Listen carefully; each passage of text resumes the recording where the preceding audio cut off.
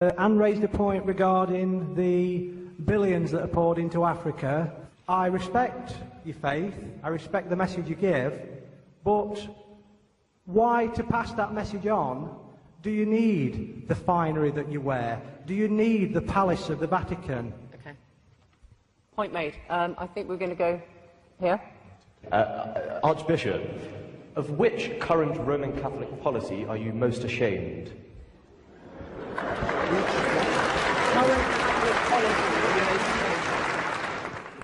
I don't know whether you're serious in that question or you just want to provoke.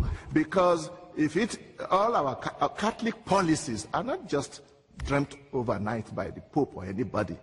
If it is a Catholic policy, it is reasonable, it is based on our traditions and scriptures, and there's none about which I'm ashamed. Okay, and the other question about...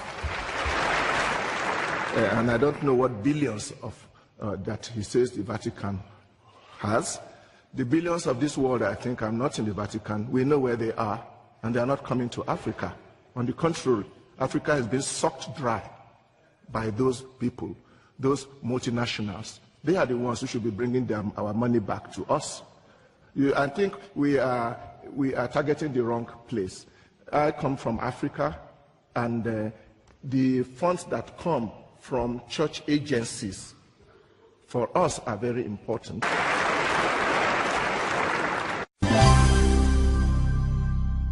¿Por qué el Papa utiliza zapatos de tal o cual marca o utiliza anteojos para el sol de tal o cual marca que son sumamente caros? ¿Por qué utiliza objetos de lujo durante sus visitas, porcelana fina, sábanas francesas, etcétera? ¿Cómo estás? Soy Alejandro Bermúdez, director de ASI Prensa.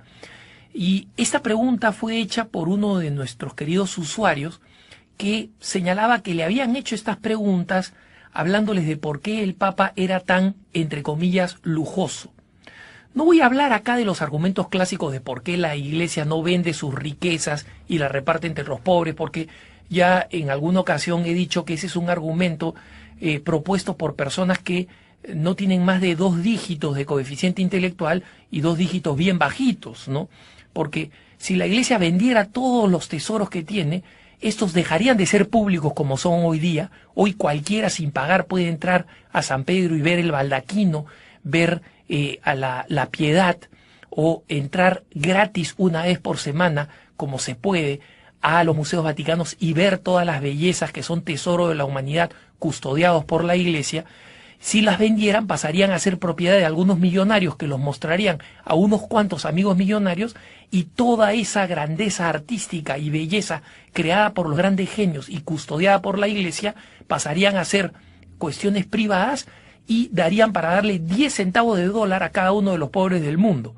Entonces no se lograría nada y se estaría enajenando todas estas riquezas artísticas que hoy en día son propiedad del mundo entero, porque todos pueden verlo, contemplarlas y gozarlas, y pasarían a manos privadas. Entonces eso de que la Iglesia venda sus riquezas es un absurdo de personas que tienen un coeficiente intelectual muy bajo o que simplemente no piensan en cuáles serían las consecuencias de una cosa tan absurda.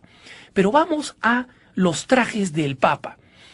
Resulta que el Papa recibe miles de regalos al día. Yo soy testigo de eso. Alguna vez me tocó a mí presentar un regalo a nombre de Perú al Papa, que era un retablo ayacuchano, una obra de arte popular muy fina que se le presentaba al Papa. Conmigo había una treintena de grupos étnicos o representantes de distintos países que le estaban llevando cosas muy hermosas. El Líbano le estaba llevando un trabajo artístico en finísimo cedro del Líbano. Algunos estaban llevando cosas de platería u orfebrería, y había quienes llevaban unas canastas enormes con quesos, jamones y panes de sus propias regiones que, siendo el mediodía, hasta a mí me daban hambre y me provocaban. La gran mayoría de estos regalos no terminan en manos del Papa.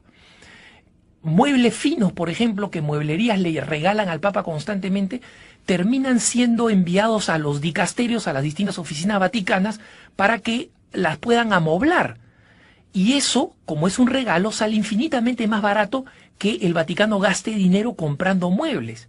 Cuando uno va a un dicasterio vaticano, por ejemplo, a una congregación importante, se da cuenta que entre una sala y otra existe un abismo en el tipo de muebles.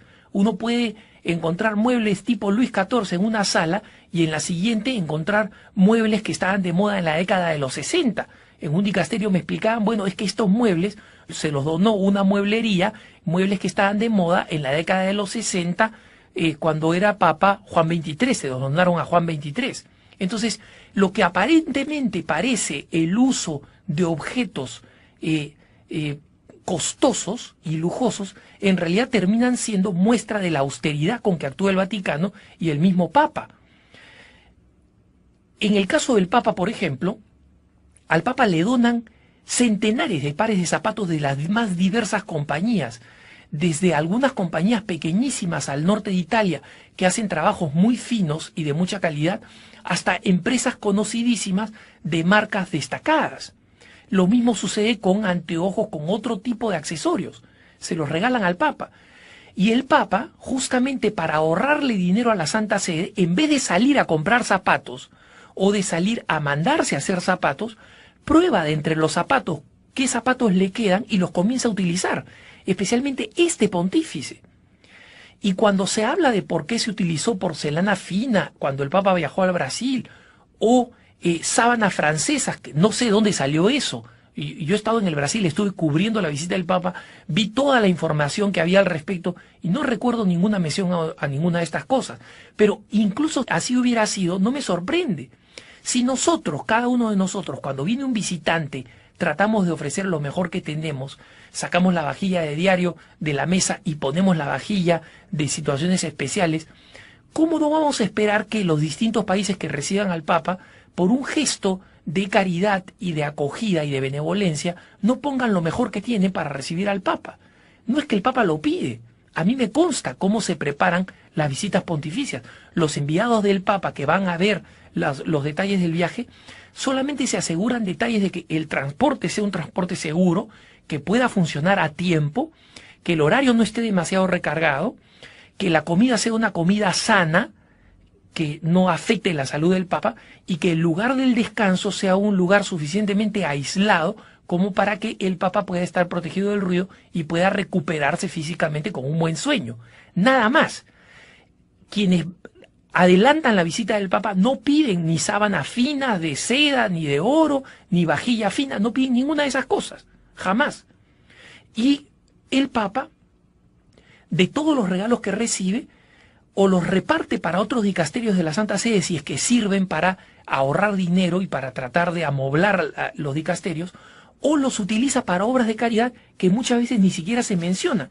Por ejemplo, cuando se habla de que el Papa utiliza zapatos de tal marca que cuestan tantos miles de dólares, o que utiliza tales tipos de anteojos de sol que cuestan tantos cientos de dólares, es importante saber que el Papa no tiene ni idea del costo, que ha elegido aquellos que le sirven y le son más útiles, que ve más resistentes y más adecuados para sus pies para una persona de 80 años, y todo el resto los envía a actividades caritativas. Nadie sabe, por ejemplo, que hace unos días un albergue para personas sin hogar en Minneapolis, en Saint Paul, en Estados Unidos, una organización llamada Sharing and Caring Hands, o sea, manos que se preocupan y comparten, recibió un paquete enorme proveniente de Roma, lleno de docenas de pares de zapatos italianos muy finos, enviados por el mismo Papa Benedicto XVI. Estos zapatos no se vendieron por el precio caro que tienen en el mercado. Se vendieron todavía más caro porque muchas personas quisieron comprarlas porque era un recuerdo del Papa Benedicto XVI. Y eso que el Papa ni siquiera los había usado, simplemente los había recibido como regalo. Entonces, el Papa actúa de esta manera completamente desprendida. El Papa no recibe revistas de la última moda y dice, ah, mira, estos son los zapatos caros y los zapatos que están de moda. Estos son los zapatos que está utilizando Tom Cruise, los voy a utilizar yo también. Por favor, el Papa no piensa así. El Papa no ve esas revistas frívolas, mucho menos este Papa o el Papa anterior, o Pablo VI, Juan XXIII, humildísimo. Ninguno de los papas recientes o incluso del siglo pasado se debe haber preocupado por las cosas de moda, para nada, no estaban dentro de su psicología. Basta ver la historia de austeridad que tiene este papa, cómo comía los menúes más baratos en los restaurantes que estaban a los pies de su pequeñísimo departamento, ahí frente a las puertas de Santa Ana, para saber que este papa jamás pide ni goza con artículos de lujo, ¿no? Entonces, quien hace preguntas sobre los artículos de lujo del papa, las hace por dos razones. O porque sinceramente quiere saber, oye, ¿por qué el papa utiliza zapatos de esta marca? Y la respuesta está ahí, recibe infinidad de regalos, él no conoce de marcas, no le interesa, no le debe interesar, y utiliza simplemente los zapatos que le son más adecuados para su edad, para su talla y para sus necesidades, y regala a todos los demás para obras de caridad. O están aquellos que preguntan porque siempre están buscando alguna hilachita, algún polvo, alguna cosa que arrojarle a la iglesia para justificar sus propias fobias. Entonces, estas personas ya tienen una fobia previa y utilizan cualquier excusa para tratar de criticar al Papa o al Vaticano. En esos casos, ahí no hay nada que hacer, los católicos no tenemos nada, ningún tiempo que perder, basta que decirle a las personas, mira, si eso te sirve como justificación para odiar a la iglesia o para despreciarla, eso cae en tu conciencia. Total, en algún momento a ti te van a preguntar si amaste a la iglesia, y en ese momento que te pregunten si amaste a la iglesia, ya será cuestión tuya responder, no, no la amé porque no me gustaban los zapatos que usaba el Papa. A ver si eso te servirá en el día del juicio como justificación. El Vaticano vive un momento tenso, sobre todo tras la divulgación en la prensa italiana de cartas confidenciales que destapan luchas de poder y de un documento sobre un supuesto complot para matar al Papa. Y en Italia, la publicación de cartas confidenciales del Papa Benedicto XVI han generado una gran polémica. No, se trata de la filtración más grande de documentos de la historia reciente del Vaticano. Tras su detención fue interrogado por el promotor de justicia del Vaticano. Las autoridades de la Santa Sede abrieron una investigación tras comprobarse la filtración de centenares de cartas y documentos reservados al Papa Benedicto XVI sobre temas candentes internos. La publicación esta semana del libro Su Santidad, las cartas secretas de Benedicto XVI, generó desconcierto y molestia en la Santa Sede. En él se revelan temas delicados.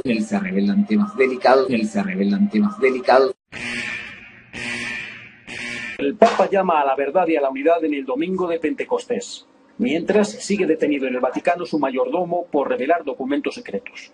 El llamamiento a la verdad de Benedicto XVI llega mientras cae sobre el Estado Pontificio una auténtica tormenta.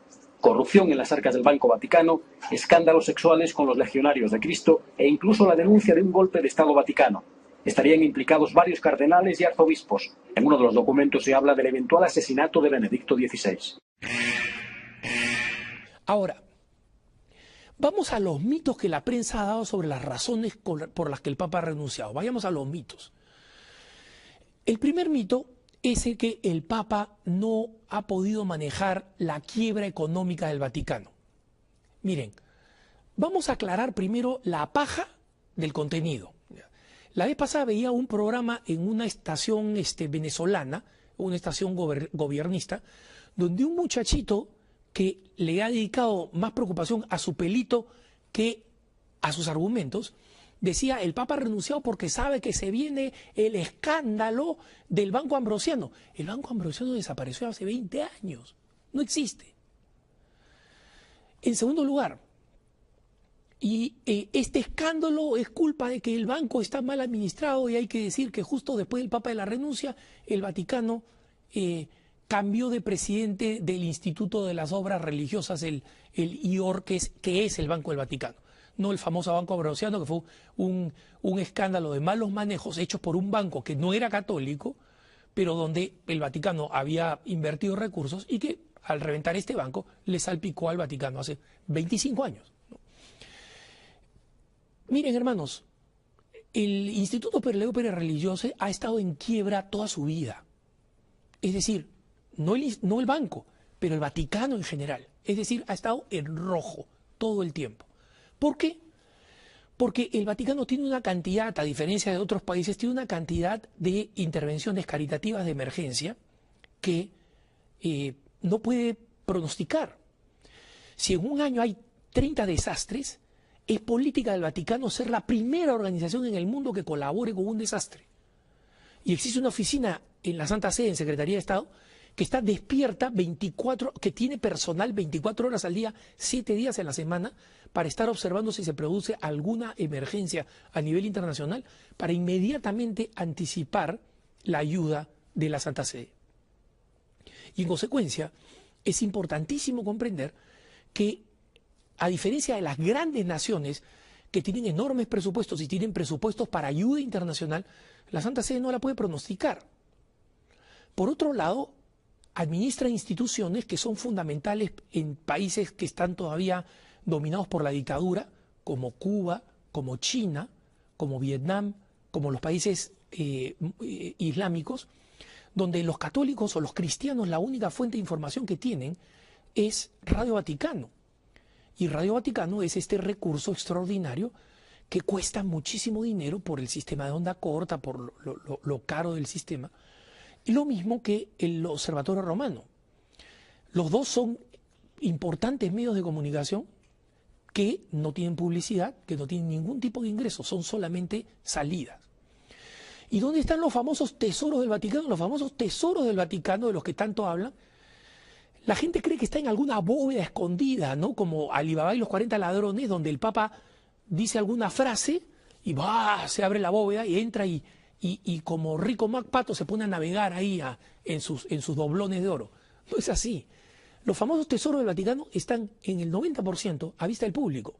Están en las basílicas, están en la Basílica de San Pedro, en las obras de arte, están en los museos vaticanos y están al alcance del público. ¿Hasta qué punto? Que primero, el Museo Vaticano es uno de los que cobra las tasas de ingresos más bajas de Europa, y para los que no pueden pagar nada, está abierto gratis los jueves. Entonces, salvo en un periodo de tiempo de los 90, cuando el crecimiento económico general generó un superávit que se hizo notar en la Iglesia, en ese periodo, bajo Juan Pablo II, hubo unos cuantos años en los que la Santa Sede apareció en azul o en negro, como dicen en italiano, ¿no? Es decir, que apareció no en rojo, no en déficit, pero el resto del tiempo está en déficit. Entonces, no hay ningún escándalo ahí en el tema. Y concretamente, en el caso reciente de que las autoridades italianas desactivaron el acceso a las cajas para uso de tarjetas de crédito del Vaticano, lo hicieron por razones completamente políticas y hasta diría mafiosas, porque los más importantes expertos del Vaticano, los más importantes expertos a nivel mundial en tarjetas de crédito y en credibilidad bancaria, dijeron que no entendían por qué la banca italiana había tomado esta decisión, las autoridades italianas habían tomado esa decisión, tanto así que sin ninguna explicación, así como le retiraron eso, se lo devolvieron. Entonces, la cuestión económica nunca ha sido un tema, salvo en la medida en que la prensa secular la ha querido sacar de contexto. Así que es absolutamente falso que el tema de la economía del Vaticano y del Banco del Vaticano, que es chiquitito, es enanito en términos de finanzas, sea de alguna forma un tema que resulte importante o traumático para la Santa Sede. El siguiente argumento, uno de los más populares, es que existe una enorme rivalidad al interior del Vaticano y que muestra de esta rivalidad serían los famosos, entre comillas, Vatileaks, ¿no? Es decir, aquellas cartas privadas del Papa que se fueron filtrando y que fueron llegando a distintos medios de comunicación, en los que cartas privadísimas del Papa llegaron a la prensa y revelaban que el arzobispo tal criticaba al cardenal tal, que el cardenal tal estaba en contra del arzobispo tal y que habían distintas posturas sobre distintos temas, es decir, que revelaban una tensión interna sorprendente, ¿no? La verdad, hermanitos, es que este tema de la rivalidad de la Iglesia a partir de los Batilix es uno de los cuentos chinos más fáciles de vender. Y les explico por qué. Al interior del Vaticano siempre ha existido rivalidades, siempre. Rivalidades intensas y rivalidades sobre temas que muchas veces son importantes. Pero no es porque esta sea una burocracia mala y conflictiva o combativa. Es simplemente porque sobre temas fundamentales existen personalidades importantes y personalidades fuertes que discrepan sobre cómo se deben resolver temas que muchas veces son importantes. Les pongo un caso antiguo. En el caso de Juan Pablo II, un grupo de jesuitas se acercó a Juan Pablo II y le dijo a un cardenal muy cercano a Juan Pablo II, mejor dicho, ellos no hablaron directamente con Juan Pablo II, le dijeron a un cardenal muy cercano a Juan Pablo II que ellos querían crear una orden de los jesuitas reformada, ¿no? Es decir, seguir siendo jesuitas, pero como se crearon órdenes reformadas de algunas grandes órdenes, por ejemplo, los cistercienses fueron una reforma de los benedictinos, los trapenses una reforma de los cistercienses. Ellos querían ser unos jesuitas reformados. Y un cardenal opinaba que ellos se les debía permitir liderar esta reforma jesuita y esta rama reformada de los jesuitas, mientras otros decían no, deberían permanecer dentro y reformar la Compañía de Jesús desde dentro. Si ustedes se dan cuenta, algunos van a tener opiniones en un sentido y otros van a tener opiniones en otro. Y podemos tener opiniones totalmente, digamos, cerradas o muy firmes sobre este tema. Yo tengo la mía sobre ese tema. Pero entiendo que otro tenga una diferente. Y en el Vaticano le dijeron, el Papa tiene que decidir. ¿Y cómo decide? Si los que están en conflicto son dos cardenales de la misma categoría o de la misma importancia. Es decir, son dos toros del mismo peso, para ponerlo así. Tiene que decidir el Papa. ¿Y cómo decide el Papa? Decide en base a lo que los cardenales le dicen. ¿Y cómo se lo dicen? Se lo dicen en cartas privadas al Papa. Y en consecuencia, esas cartas van a ser cartas muy fuertes, donde van a decir, yo discrepo con el cardenal tal, que él diga que esto. Y el otro va a decir, y yo, a contrario de lo que piensa el cardenal tal, creo que... Las cartas son fuertes y son constantes sobre este tema. Sobre estos temas han pasado, por ejemplo, en torno a la reforma litúrgica, los que decían, Santo Padre, que exista permiso para celebrar la misa según el misal de Juan XXIII, la misa mal llamada tridentina o la misa tradicional en latín. Pero no la llame forma extraordinaria del rito latino. Otros decían, sí, llámelo forma extraordinaria del rito latino. Y el Papa toma decisiones. En este caso, el Papa Benedicto tomó la decisión, sí, se llama la forma ordinaria del rito latino. Y la otra se va a llamar forma extraordinaria del rito latino, punto. Entonces, esto pasa todo el tiempo. Por eso es que la Iglesia tiene una cabeza y un pontificado. Y el Papa tiene que administrar esto todo el tiempo. Entonces, ¿qué hizo el Ujier que reveló los Batilix? Las cartas que pudo tomar físicamente se las cosía en el saco, en la parte de atrás, y las sacaba de esa forma.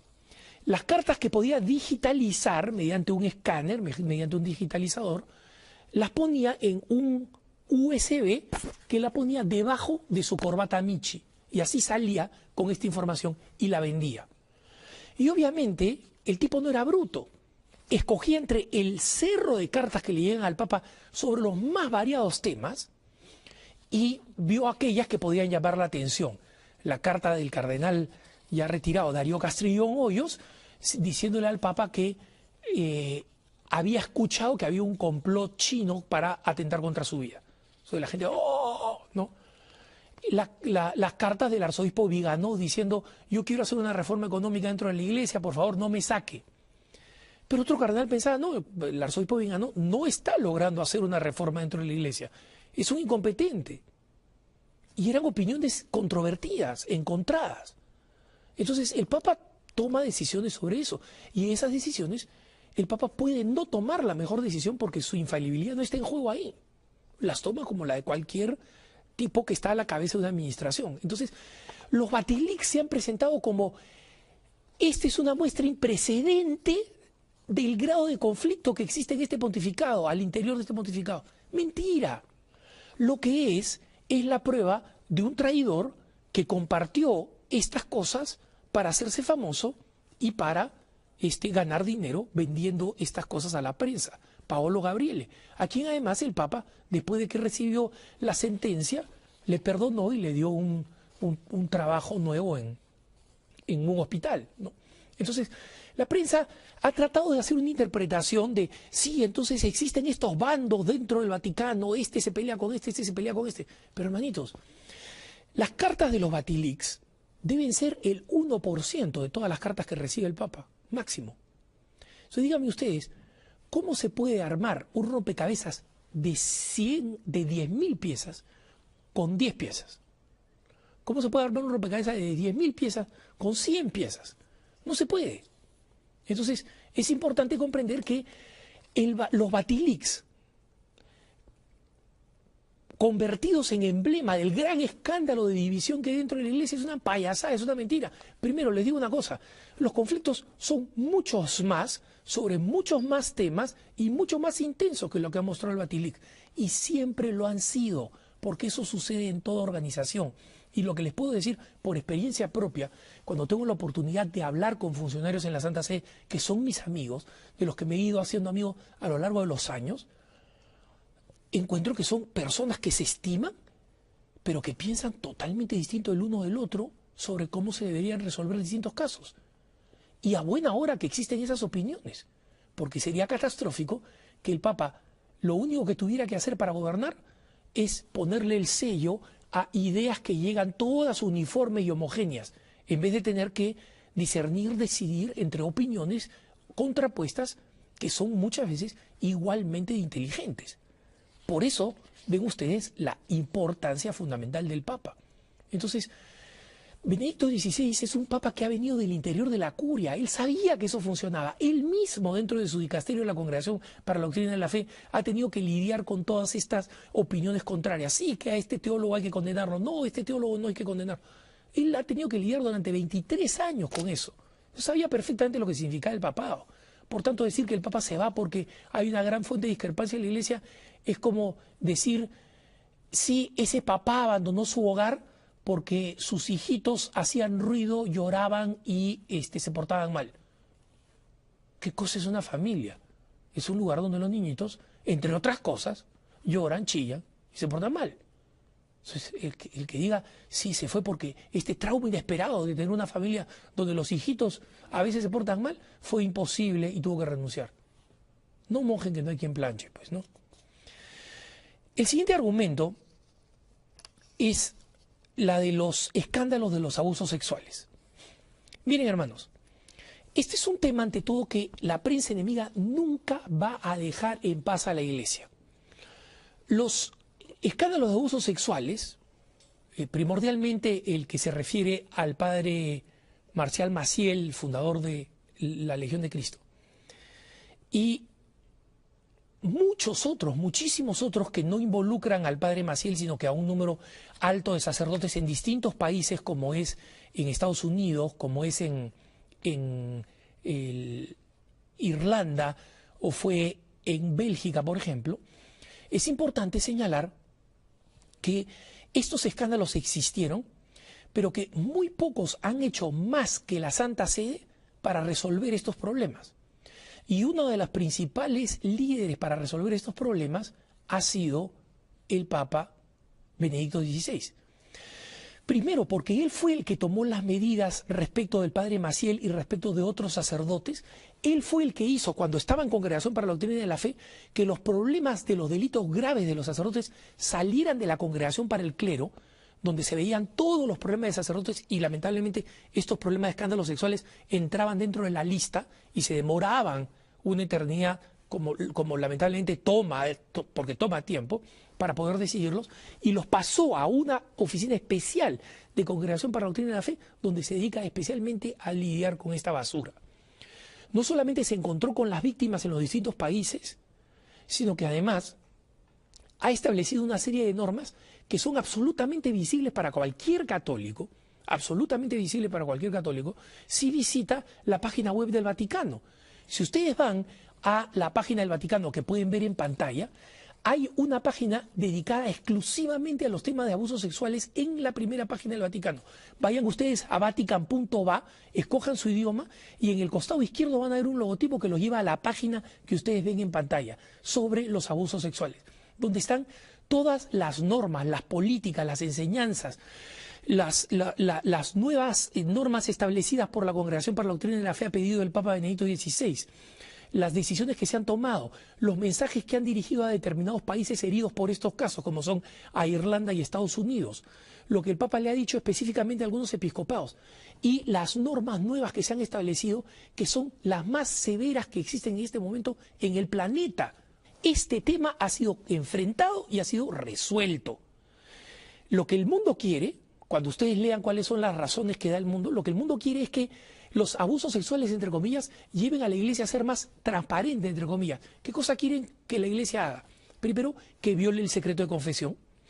Segundo, que haga que los sacerdotes se casen, que las mujeres sean sacerdotisas, porque creen que eso es la única forma de resolver, entre comillas, los problemas. Cuando hemos visto que el celibato no tiene nada que ver con el incremento de los abusos sexuales. Hay sacudones que todavía quedan, pero este problema ya ha sido enfrentado. Y eso no significa que no aparecerá otro cura violador. La iglesia no tiene cómo impedir los pecadores, hermanos. Es como si se pidiera que un Estado tomara medidas preventivas para que no existieran violaciones de mujeres nunca más. ¿Qué Estado se puede comprometer a eso? No hay ninguna institución que lo pueda hacer, porque nadie controla la miseria humana que está incrustada en los corazones de los hombres. Entonces, pedirle a la iglesia que haga una cosa que ninguna institución puede hacer es ridículo.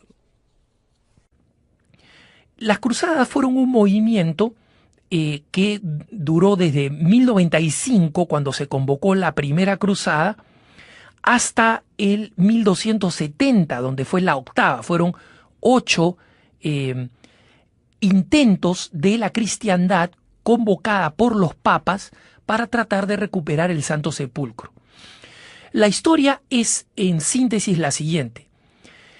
Durante los primeros siglos de expansión del Islam, el Islam se extiende primero por los árabes, sucesores de Mahoma, que toman el norte de África y parte de el Oriente Medio, siguen hasta cerca de la India, donde destruyen obras de arte increíbles de la cultura india, que era muy sofisticada, destruyen la famosa biblioteca de Alejandría, la biblioteca más grande del planeta, dejando a la historia de la humanidad sin textos fundamentales, cuya existencia hoy solamente sabemos que existe, pero cuyos textos desconocemos, y toman también el Santo Sepulcro de Jerusalén.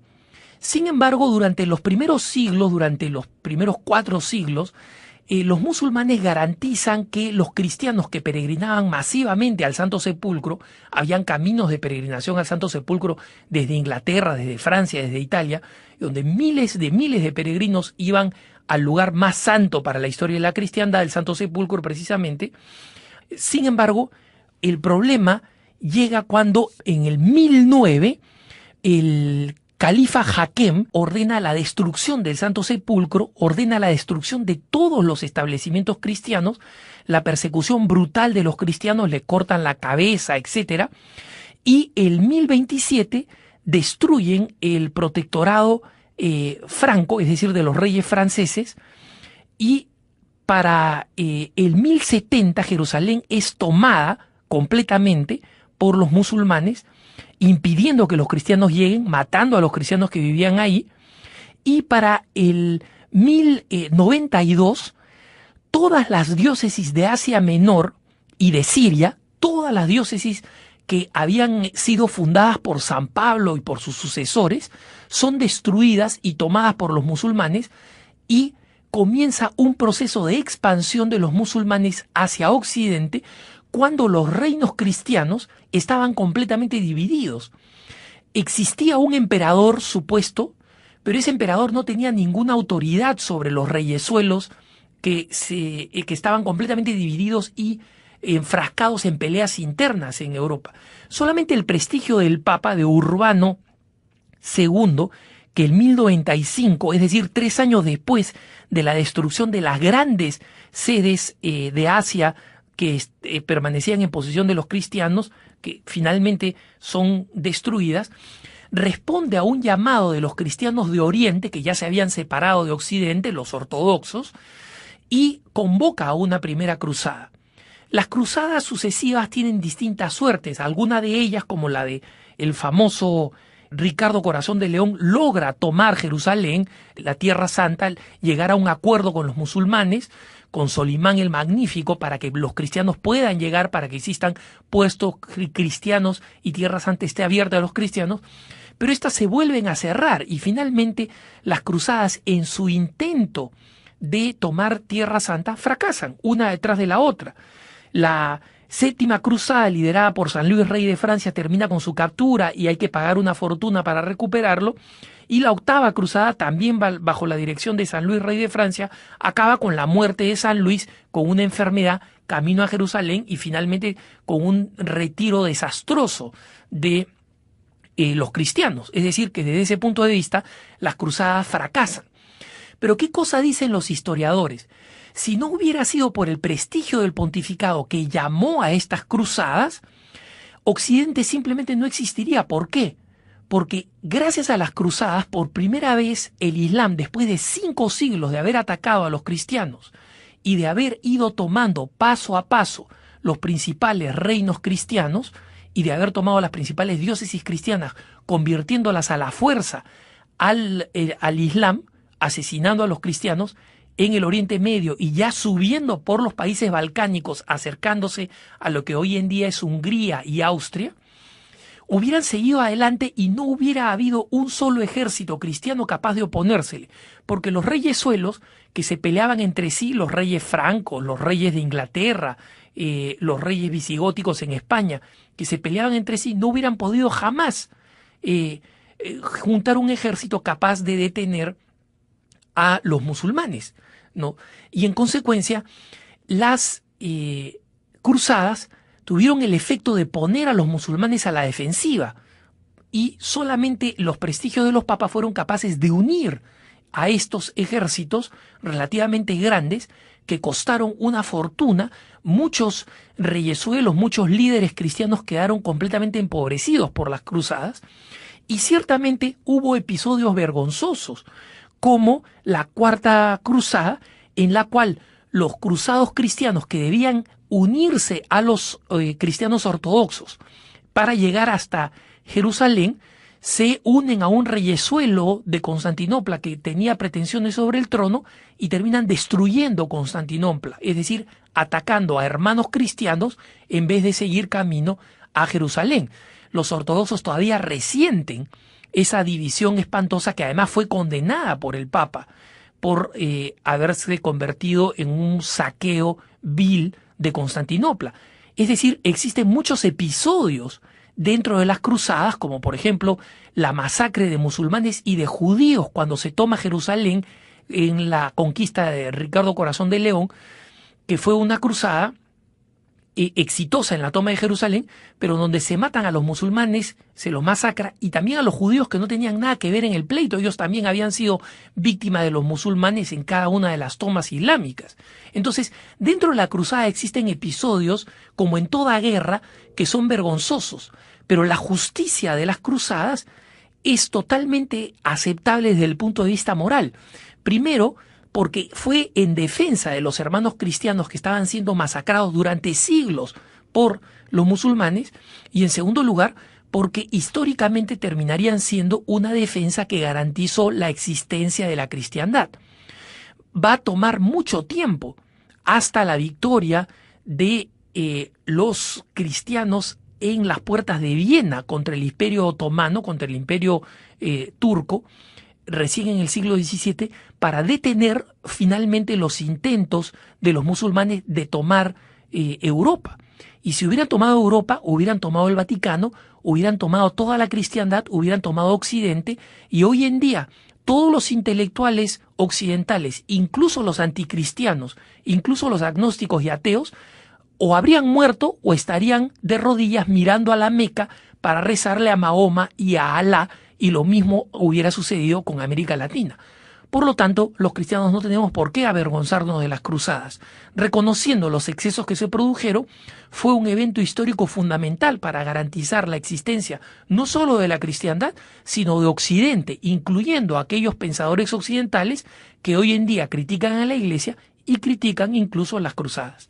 Como las cruzadas, el tema de la Inquisición es un tema que es utilizado por los anticatólicos o los que quieren cuestionar a los católicos como un garrote para golpearnos y para tratar de hacernos sentir vergüenza de la Iglesia Católica. No hay ninguna razón para sentir vergüenza de la Iglesia Católica. Entonces, voy a explicar algunas cosas muy sencillas, porque la Inquisición fue una organización históricamente sumamente compleja. Surge en el 1200 en un lugar, en Alemania y en el Reino de Nápoles, y luego desaparece en algunos lugares, surge en otros lugares, y luego la más famosa probablemente resurge muchos siglos después, muchos años después, en España, en la famosa Inquisición española. En consecuencia, es una realidad histórica sumamente compleja. Sí voy a explicar lo que no es la Inquisición, ante todo, y después voy a dar algunos datos históricos. La Inquisición, primero, no es una organización única, no existió la Inquisición.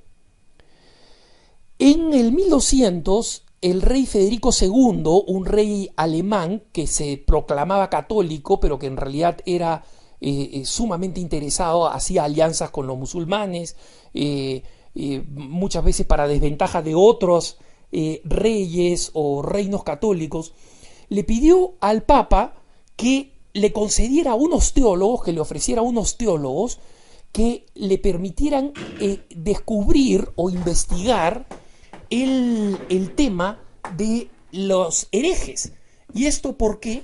Porque en Europa Central y también en Italia había surgido una herejía nueva que se llamaba la herejía cátara o albigense.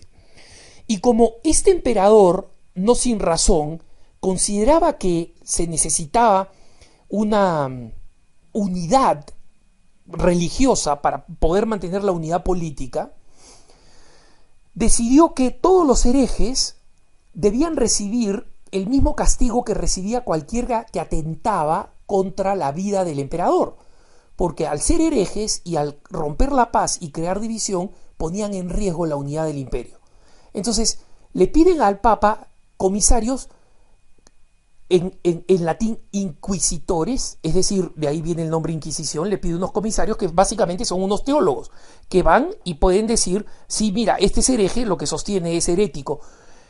¿Por qué? Porque el emperador no tenía, pues, ni él ni sus soldados, el conocimiento teológico para poder discernir, ya este está hablando herejías y este no. Entonces, lo primero que hay que señalar es que nunca existió una Inquisición. Existieron múltiples inquisiciones en distintos lados, con distintas características. Algunas jamás condenaron a nadie, algunas durante una época tuvieron una fama relativamente sanguinaria, pero nunca fue una única institución, en primer lugar. En segundo lugar, otra cosa que no fue la Inquisición es una organización creada por la Iglesia. No fue creada por la Iglesia. La Inquisición fue creada por los emperadores. En el caso de la Inquisición española, que es la más tardía y que dura hasta el 1800, prácticamente no funcionaba, pero termina siendo formalmente abolida a principios del 1800, ya no funcionaba, pero por lo menos existía. Eran básicamente organizaciones creadas por los reyes, en la que pedían la colaboración de determinadas congregaciones. En el caso de la Inquisición española, pidió la colaboración de los dominicos, de la orden de predicadores, porque eran los teólogos mejor formados. Es decir, no querían sanguinarios, salvajes, vengadores, torturadores. Querían teólogos bien formados para poder discernir, especialmente al comienzo en la Inquisición española. Los reyes tenían mucho temor que una vez lograda la unificación de España con la expulsión de los musulmanes, los musulmanes y los judíos que existían en España se convirtieran en un riesgo. Entonces parte de la tarea de la Inquisición era invitarlos a que se convirtieran, y literalmente invitarlos, ¿no? Entonces, primero, la Inquisición nunca fue una sola institución.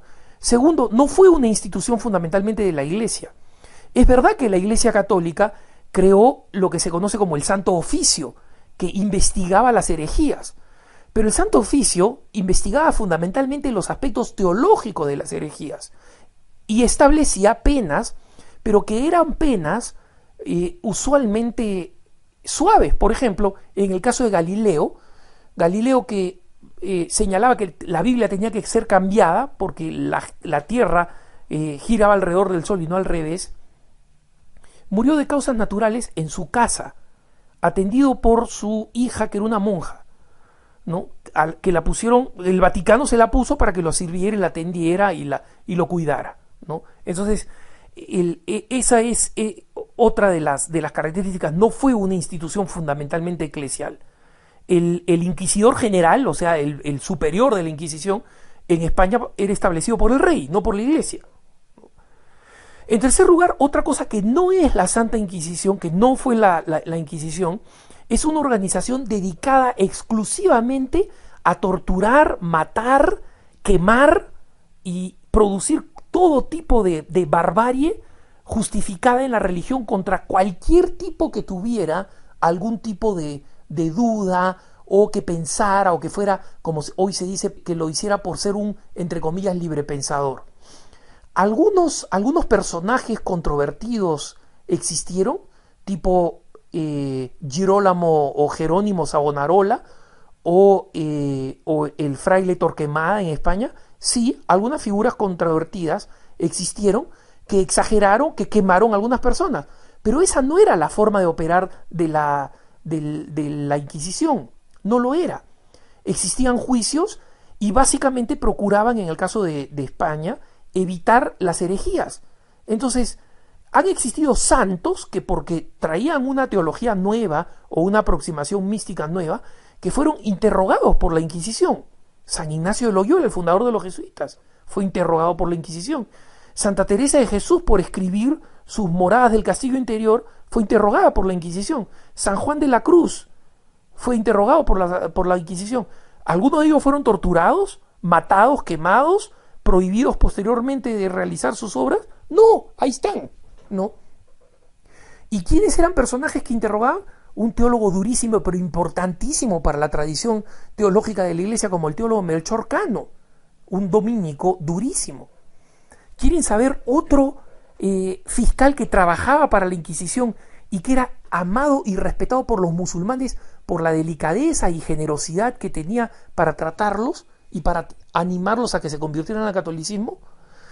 Un laico, abogado, que era tan ejemplar que finalmente el Vaticano y la corona española decidieron decirle: mira, como tú eres soltero, te vamos a ordenar de cura, te vamos a ordenar de obispo y te vamos a mandar al Nuevo Mundo como obispo.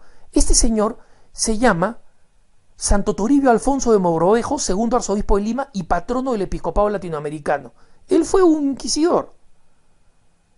Entonces, es importante comprender cuáles son todos estos mitos, sobre todo teniendo en cuenta que si cualquiera le pregunta, cuando alguien viene y le pregunta, ¿y la Santa Inquisición? Basta preguntarle: perdóname, ¿qué es la Inquisición? Yo no sé lo que es la Inquisición, explícame. La Inquisición, esa pues que torturaba a los... ¿Sí? ¿Torturaba dónde? ¿Cómo funcionaba? Explícame. Y se van a dar cuenta que el primero que habla de la Inquisición no tiene idea de lo que es la Inquisición.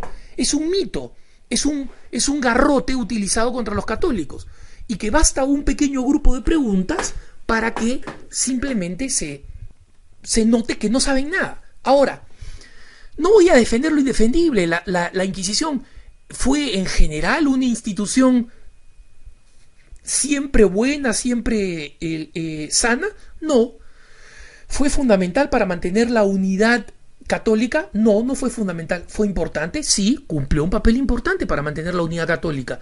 Tengan en cuenta ustedes, por ejemplo, que gracias a la depuración teológica, no a la quema de herejes, sino a la depuración teológica, gracias a la depuración teológica, América Latina nunca tuvo una sola herejía. Nunca existió una herejía en América Latina. Hasta la teología de la liberación marxista, América Latina nunca ha tenido una herejía, ¿no? Ha habido por ahí algún loco hereje, ¿no? Como Francisco de Paula González Vigil, pero en general, nada.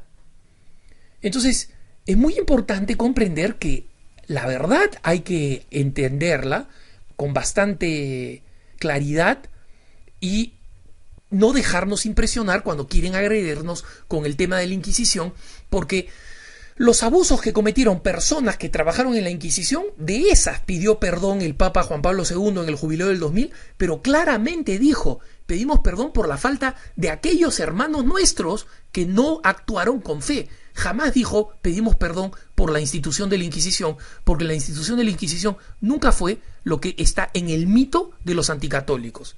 La masonería reclama ser una organización que surgió en los grandes ritos paganos o gnósticos en Egipto, en el Templo de Jerusalén, en la India. Reclaman distintos pasados. Algunos masones llegan a decir que Moisés fue masón, ¿no? En realidad la masonería es la degeneración o la corrupción de las grandes sociedades secretas de los constructores de las catedrales góticas, que guardaban el secreto profesional de cómo construir estas increíbles catedrales, estas construcciones góticas, y tenían distintos rangos, ¿no? De aprendices, de miembros y de grandes maestros y grandes maestros, y esa misma estructura se conservó, pero cuando dejaron de construirse las catedrales góticas, estas organizaciones pasaron a ser más bien organizaciones siempre secretas, pero gnósticas, es decir, con una ideología distinta al cristianismo y poco a poco en oposición al cristianismo.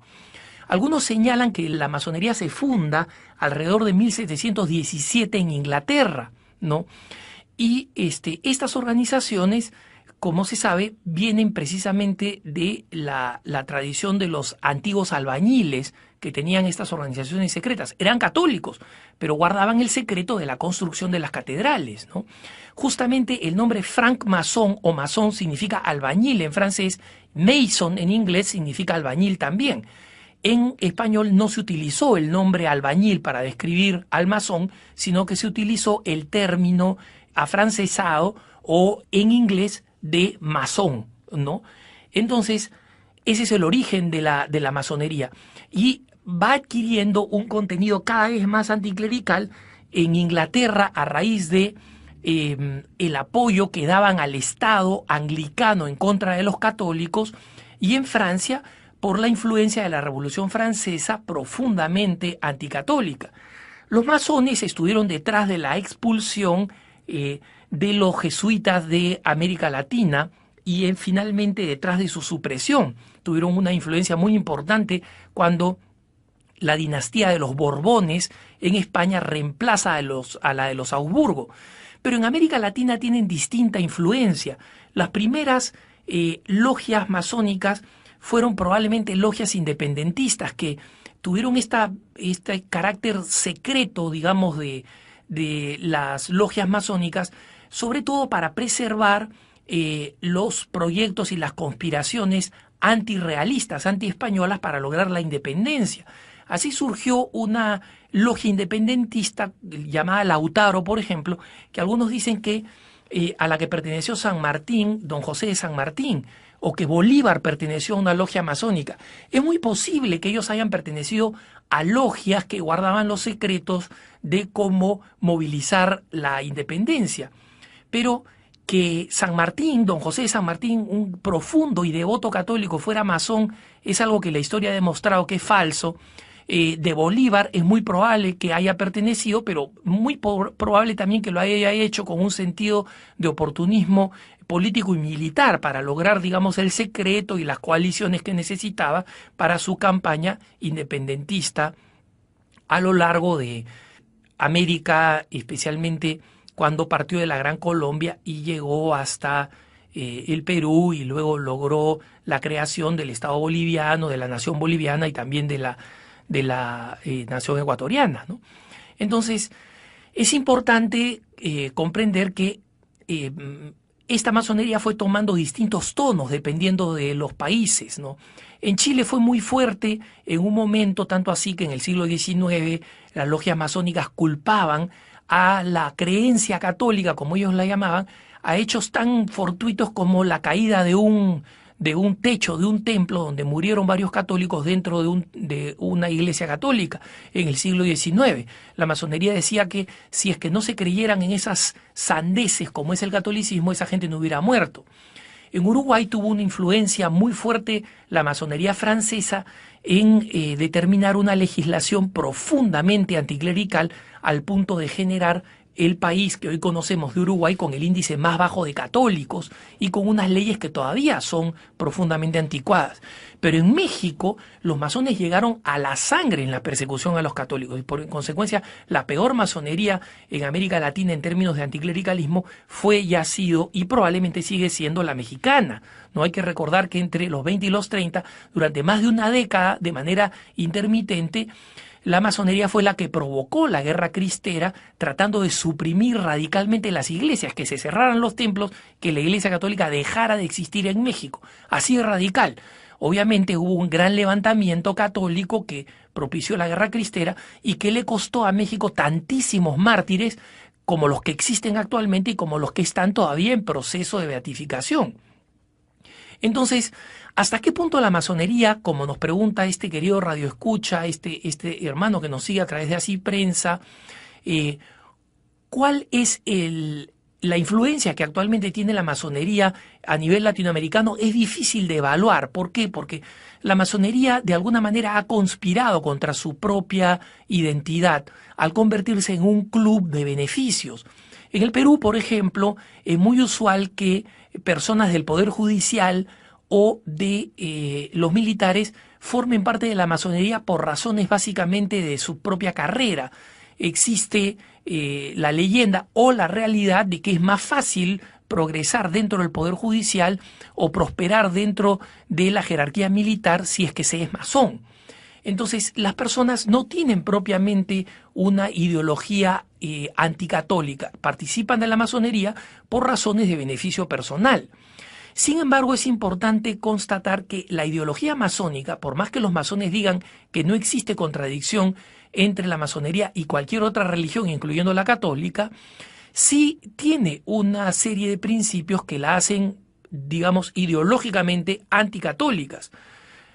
En primer lugar, tienen una ideología gnóstica, es decir, ellos creen en una divinidad que no interviene en la historia, a Dios le llaman el gran arquitecto del universo, y que simplemente ha diseñado el mundo y lo ha dejado en manos de los hombres, y que no interviene a través de la gracia. Los sacramentos no importan, lo que importa es este conocimiento secreto que ellos tienen y que hace que llamen a los masones los iniciados y que llamen a los que no somos masones profanos, ¿no? Entonces, esta ideología es una ideología que ya había denunciado la Iglesia a través de varios documentos. En el anterior Código de Derecho Canónico se decía específicamente que los católicos que formaban parte de la masonería estaban excomulgados. El nuevo Código de Derecho Canónico señala que a un católico le está prohibido formar parte de organizaciones secretas que conspiran contra la Iglesia. Muchas organizaciones masónicas ablandadas, digamos, señalaron entonces que ahora sí se puede ser católico y masón, porque la Iglesia solo prohíbe la pertenencia a aquellas organizaciones que conspiran contra la Iglesia, y mientras las organizaciones masónicas de algunos países no conspiran contra la Iglesia, los católicos pueden ser masones. La Congregación para la Doctrina de la Fe aclaró que esta interpretación que hacen los masones no es correcta, que se sigue aplicando lo que decía el Código de Derecho anterior, que un católico no puede formar parte de la masonería a su riesgo de la excomunión. Y en consecuencia, esta ley sigue aplicándose. Un católico no puede ser masón porque la ideología masónica sigue siendo una ideología anticristiana, y muchas organizaciones masónicas, la masonería en México, por ejemplo, la masonería recientemente en Chile, se pronunció en contra de las enseñanzas de la Iglesia Católica a través de comunicados públicos. Es decir, cada tanto salen a la luz y se manifiestan en contra de la Iglesia Católica. Y entonces es importante comprender que sigue existiendo esta visión contra la Iglesia Católica, de la cual los católicos tenemos que estar enterados. No se puede ser católico y masón, esa ley sigue existiendo en la Iglesia. Algunas personas me han preguntado en más de una ocasión, y originalmente, digamos, cuando me han preguntado a través de Facebook o de Twitter, simplemente les he dicho que es una leyenda urbana, me han preguntado sobre los Illuminati, ¿no? Una secta que supuestamente existe ahí en medio del mundo, y que Illuminati serían algunos de los grandes artistas populares como Lady Gaga, Madonna, ¿no? Y que estos artistas, grandes artistas populares, especialmente populares con la juventud, envían mensajes que son subliminales y que en sus músicas habrían mensajes satánicos ocultos. Miren, hermanitos, si los Illuminati existen, son 4 gatos locos que se disfrazan de payasos cada 2 días, máximo, ¿no? Como una gran secta oculta que maneja los misterios del mundo, etcétera, tipo una nueva masonería o una rama de la masonería, eso es mentira, no es así, no existe. Y alguno me dirá, pero Alejandro, ¿tú cómo sabes? Si son una secta oculta, entonces tú podrías no saber. Muy bien, lo acepto, pero entonces tú tampoco sabrías. Si yo no sé, tú tampoco sabes. No, es que yo he leído unos textos ocultos. Bueno, yo también los he leído, pues, y te puedo decir que son mentira. En consecuencia, aquí estamos en una trampa racional, es imposible verificarlo. Pero ¿cuál es la razón por la cual yo normalmente me muestro muy escéptico frente a darles una importancia pesada o extrema al tema de los mensajes subliminales, es decir, los mensajes que están ocultos en canciones o en películas? En primer lugar, porque la psicología o la sociología modernas no han demostrado, no han logrado demostrar que los mensajes ocultos, como por ejemplo los mensajes satánicos puestos al revés en una canción, y a mí me consta, he escuchado algunas canciones puestas al revés de black metal o de heavy metal, por ejemplo, y he visto que efectivamente tienen unos mensajes, es indiscutible, la misma canción me la han puesto al revés y tiene unos mensajes que son satánicos, ¿no? Recuerdo varias canciones, pero recuerdo una en particular donde claramente se escucha, y es algo escalofriante: oh dulce Satanás, hay que entregar la vida a Satanás, viva Satanás, en inglés. Entonces, sin embargo, no está demostrado que ese mensaje tenga algún efecto real en la mente de los hombres. Y podría tenerlo, no lo niego. Ustedes me dirán, pero Alejandro, tú mismo lo estás diciendo, no está demostrado. Eso no quiere decir que no suceda. Más adelante se podría demostrar. Totalmente de acuerdo, estoy de acuerdo. Pero hermanos, ¿cuál es la razón por la cual yo creo que nosotros no deberíamos estar preocupándonos por los mensajes subliminales? Que mira, si te paras de cabeza y te volteas, este logotipo o este señal tiene un mensaje anticristiano, porque conozco muchas de estas sectas que o personas que supuestamente se han especializado en este tema de los mensajes subliminales y andan poniéndose cabeza, volteando toda música que existe para decir, no ves, acá está, mensaje satánico. Cuando en realidad, hermanos, el mensaje que le conviene a Satanás, que le conviene al demonio, no tiene que estar escondido.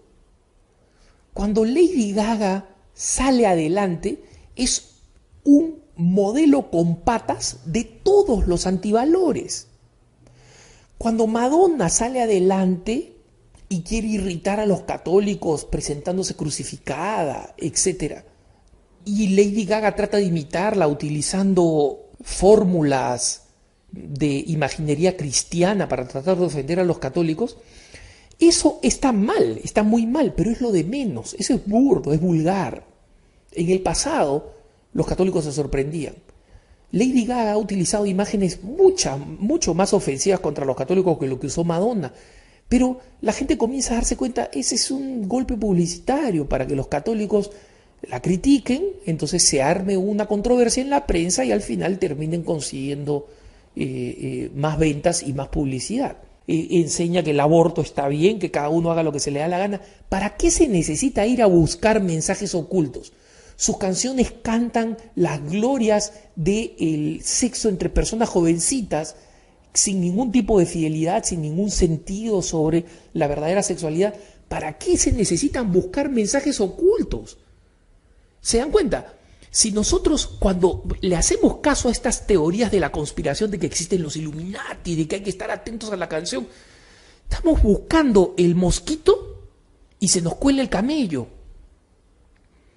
Entonces, mira, ponte a escuchar esta canción de Lady Gaga, no vaya a ser que tenga un mensaje oculto. No necesitas el mensaje oculto, el ritmo, el asco sensual con que lo presenta, deliberado, la manera como se viste, la manera como se expresa, la manera en que pretende ser un modelo para que otras chiquillas la imiten y se modelen a ellas, ahí ya está todo el daño de lleno.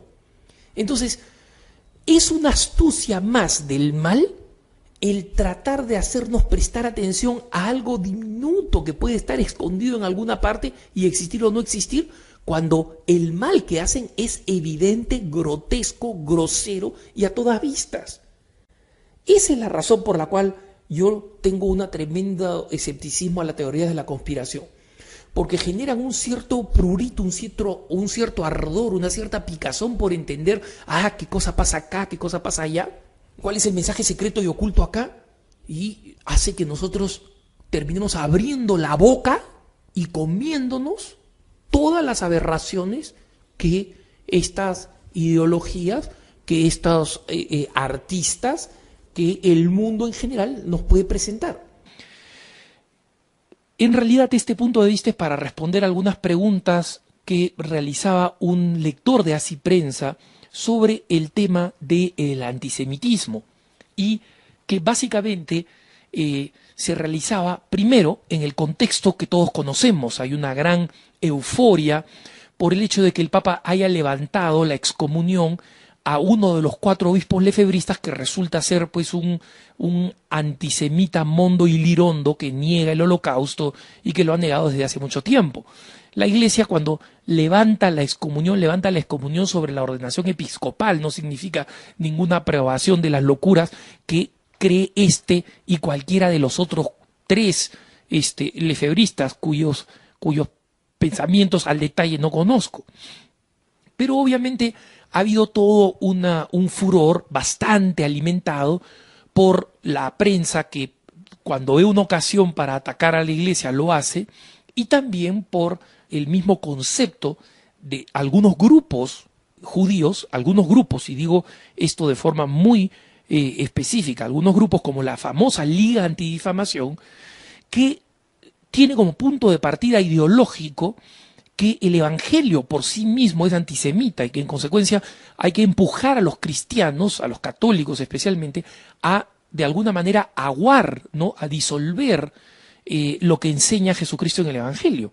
Entonces, ese es por eso que entre Abraham Foxman, el líder de la Liga Antidifamación, y los católicos nunca va a haber un punto de encuentro, porque él solamente va a estar contento en el momento en que los católicos comencemos a ser New Age secularistas y traicionemos todas las ideas católicas principales.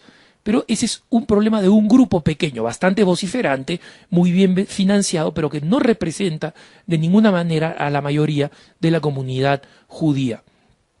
En ese contexto, este lector de Así Prensa nos pregunta en primer lugar si es que es verdad que, como leyó en un periódico peruano, y no solamente salió en un periódico peruano, que el Papa Benedicto XVI había pedido perdón a nombre de la Iglesia por el Holocausto, algo que ya había hecho el Papa Juan Pablo II también, pedir perdón por la Iglesia por el Holocausto.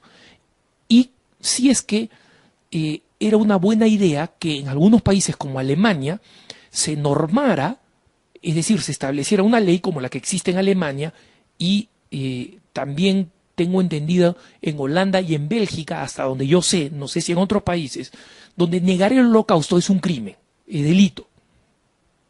Porque dice, en una sociedad actual en la que se alienta a que el hombre cuestione todo, ¿por qué alentar a que cuestione todo menos una cuestión histórica y que se le castigue? Porque no se castiga, por ejemplo, a alguien que niega la existencia de Jesucristo. Es algo en el que creen muchísimas personas y también se sienten ofendidas. Y algo de razón no le falta, como veremos. Pero vamos a lo primero. La Iglesia nunca ha pedido perdón por el Holocausto, jamás. Lo que sucedió en el jubileo del 2000 es que con ocasión del jubileo, algunos años antes, el Papa Juan Pablo II quiso realizar un examen de conciencia como cristianos y ver qué episodios históricos ameritaban un pedido de perdón. Se analizaron las cruzadas, se analizaron la Inquisición, se estudió el tema del antisemitismo y algunos temas más. En ninguno de esos temas se encontró jamás que la Iglesia hubiera tenido una doctrina que favoreciera eso.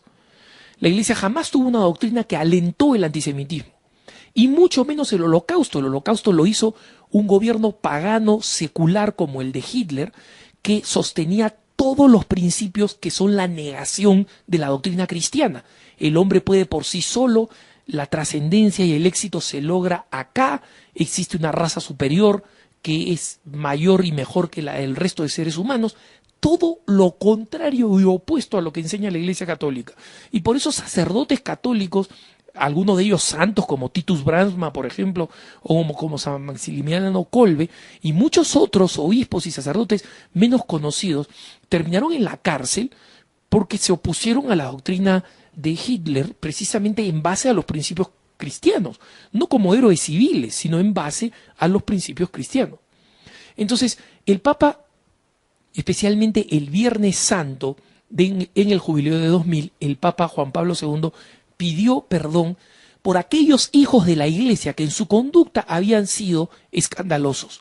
Nunca por la Iglesia, porque nunca la Iglesia convirtió en doctrina, en enseñanza avalada por un dogma, ni las cruzadas, que dicho sea de paso, como he explicado en otras ocasiones, y voy a explicar en otros puntos de vista más adelante, fueron en realidad una acción de defensa de la Iglesia, ¿no? Y de la defensa de Occidente, ni tampoco aprobó dogmáticamente la Inquisición, que en muchos casos fue más una herramienta del Estado que de la Iglesia, o sea, de los reyes que propiamente de la Iglesia, ni el antisemitismo y mucho menos el Holocausto. Es decir, que aquellos que dicen, bueno, la Iglesia ha pedido perdón por el Holocausto y que en el futuro va a terminar pidiendo perdón como ha pedido perdón por el caso Galileo, etcétera, etcétera.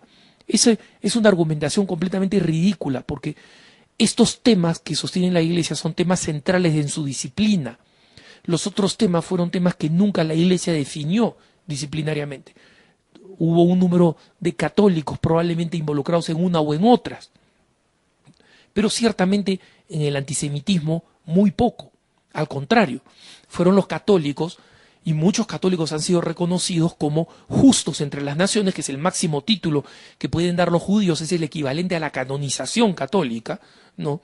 Muchísimos católicos han sido declarados justos entre las naciones, y solamente un grupo minoritario, como el de la Liga Antidifamación, cuestionan una figura impecable, elogiada inmediatamente después de la guerra por la primera ministra de Israel, Golda Meir, y por el gran científico judío Albert Einstein, por su papel durante la Segunda Guerra Mundial, elogiado por el New York Times como una gran figura que mantuvo a las fuerzas nazis de la forma más contenida posible en su antisemitismo.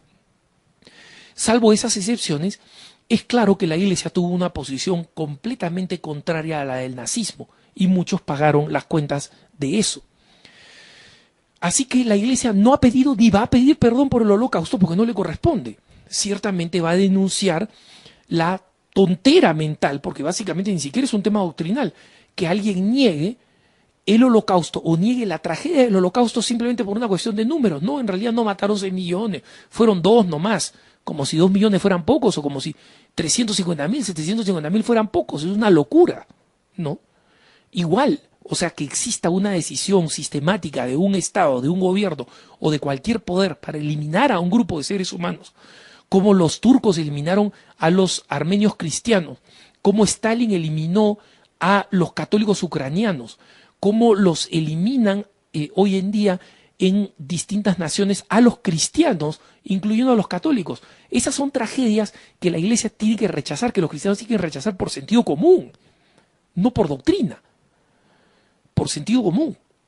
Y más aún por doctrina cuando sabemos que los católicos rechazamos al pecado, pero jamás a la persona que comete el pecado, ¿no? Y que además existen una serie de circunstancias de diferencias de etnias o de creencias que no pueden ser motivo para exterminar a nadie, ni individuo, y mucho menos a un grupo.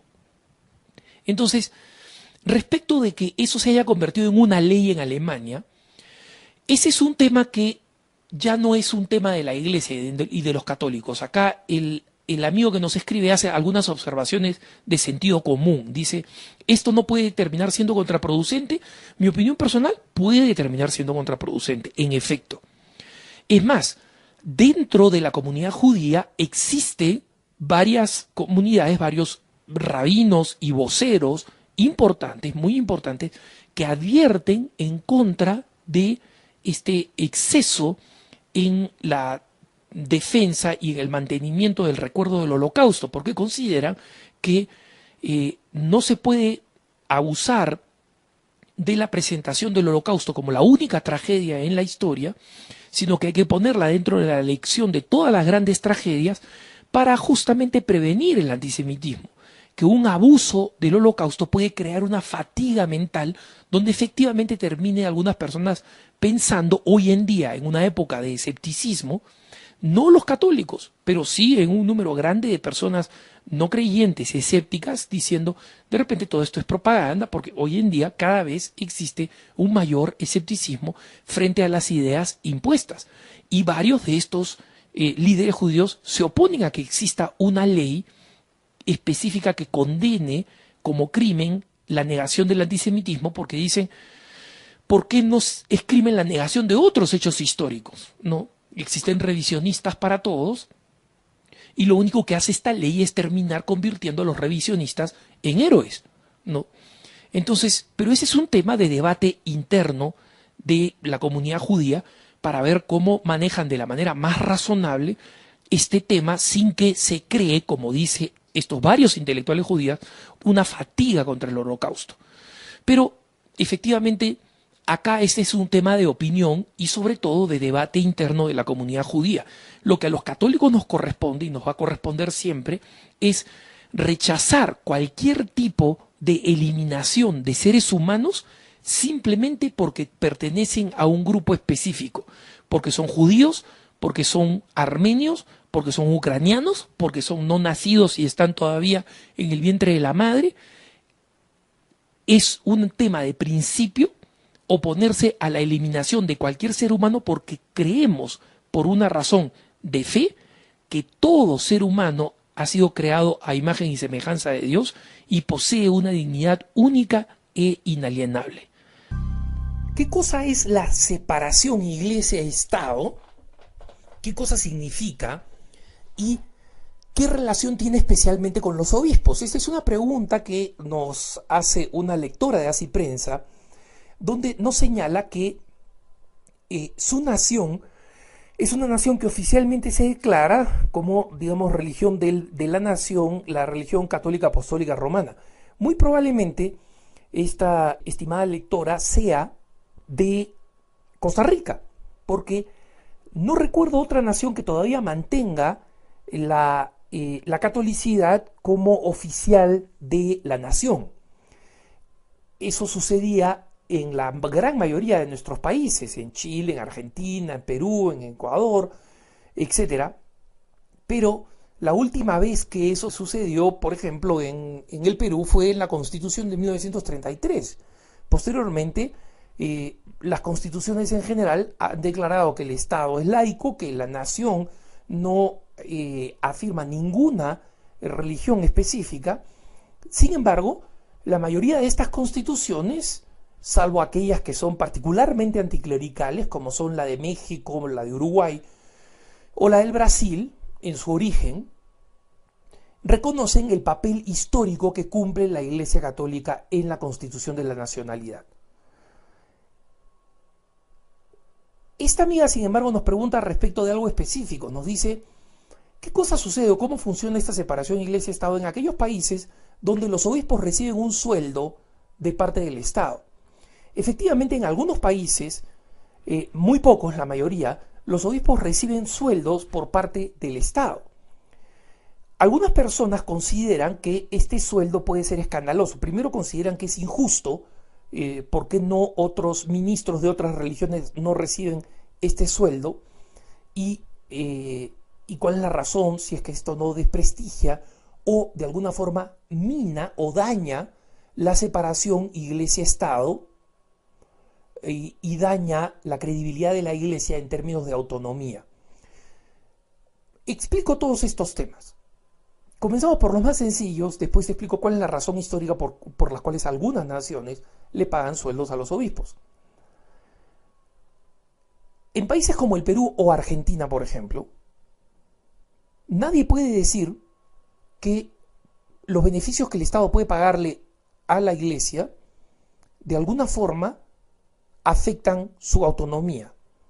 Porque tanto en el Perú como en Argentina, para poner dos casos, los obispos son absolutamente autónomos respecto de las cosas que dice o hacen los presidentes. O sea que el temor de que esto vaya a afectar la autonomía de los obispos está fuera de cuenta.